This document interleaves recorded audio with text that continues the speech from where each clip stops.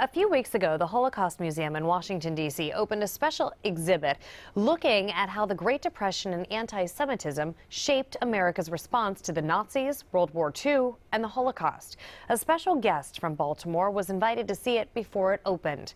Mike Shue shows us why. Just imagine being 7 and having to tell your mom goodbye. Goodbye, perhaps forever. That's exactly what happened to Herta Griffel, and it was forever. Here I am with my mother.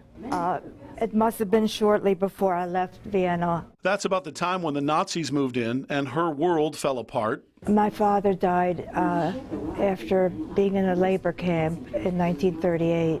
Feeling they were next, her mom, with much difficulty, sent Herta to America. I'm sure that my mother went through a very hard time leaving me. I wish I knew her better. There's no way she would have known that not everyone welcomed refugees like her. She does remember approaching New York City and looking out. It's the Statue of Liberty, and we're in America now. Soon she arrived in a foster home in Baltimore. Her documents to make that journey are now part of a new exhibit at the Holocaust Museum in D.C.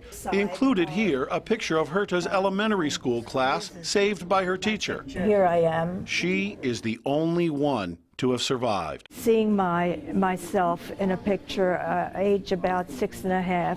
Her mother died in a concentration camp. After the war, the German government sent Herta a check for $172 in reparation for her mom's life. $172. She gave it to the Associated Charity. Don't call her a victim. She prefers survivor. Victim, she says, suffered far more than her. At the end, I am a very lucky girl. I'm Mike Shue for WJZ.